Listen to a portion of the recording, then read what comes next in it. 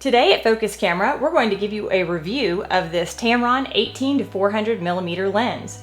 Will it live up to the expectations? Can this one lens actually do it all? Stay tuned to find out.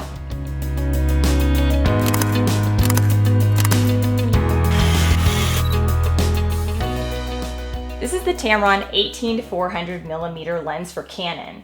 This specifically is the Di2 VC-HLD model. It has an aperture range of 3.5 to 6.3, and it has an excellent zoom. So let's get into this real world review. This is going to be a review for the average user. If you want all those pro specifications with chromatic aberrations and autofocusing speeds, there are reviews out there that have already been made for that. But this is for your average beginner user or enthusiast photographer. Let's see what this lens can do. There are lots of pros to this lens. I've really loved using it since I've bought it. So first off, it has a very sturdy build.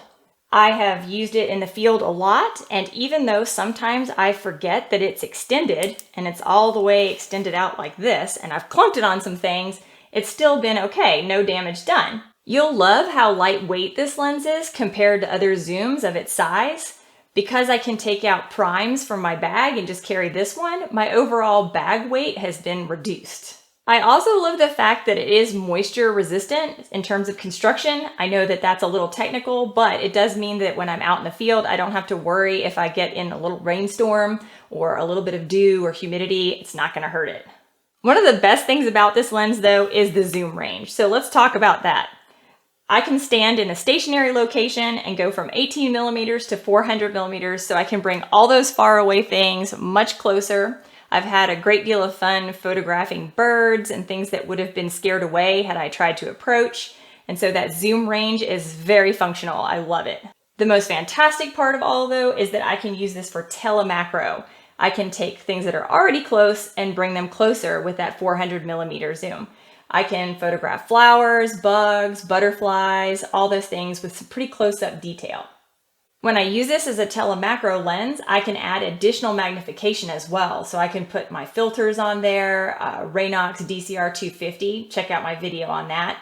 And then I also can use extension tubes or even a reversing ring with this lens. And it has a fantastic price tag too. Now, zoom lenses are expensive, but for the price, it's a really good deal. So it comes with a 6-year warranty, so basically worry-free. It has a really good autofocus. To me, it was a little bit noisy, but comparatively, I guess it's really not. If I was a pro wildlife photographer, that might be an issue.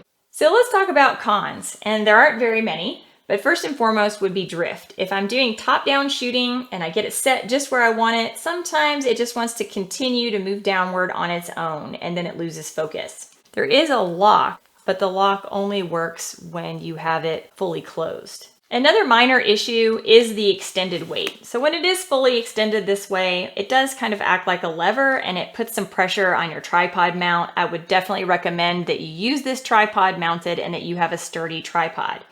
Even with the tripod, stabilization can be a little bit of an issue as well. And I've even found that just releasing the shutter on the camera can cause a little bit of a wobble with the camera lens. But I haven't found that it affects focus too much or has been an issue in terms of the quality of the photos that I get. It does have a variable aperture range throughout the zoom, and some folks might not like that because at the 400 millimeters, your aperture is a maximum of 6.3. So you can see in these pictures, I shot photos from 18 millimeter and then moved on up through the zoom range to 400 millimeter. You can also see the lighting changes a little bit through this range because of the aperture. It is an APS-C crop sensor lens, which means that you can't use it if you're a Canon shooter with your Canon full frame camera. You can buy adapters and converters to use it on Sony, but you may lose some functionality with that. It's not optimal.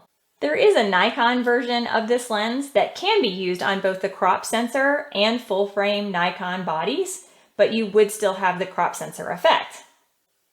Overall, the cons do not outweigh the pros of this lens. I think this is a fantastic lens for an enthusiast, a beginner, or a photographer like me who's not traveling to exotic locations where I need a pro level lens.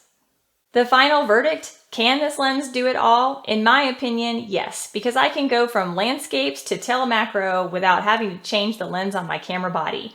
I don't need to expose it to dust or the elements, and I have a lightweight bag. Is this the lens for you? Well, that's up for you to decide, because it will really depend on what your camera shooting style is and what you expect out of your photography. I hope you enjoyed this video. Stay tuned for more videos from the Focused Camera channel. Please like and subscribe, and we will see you next time.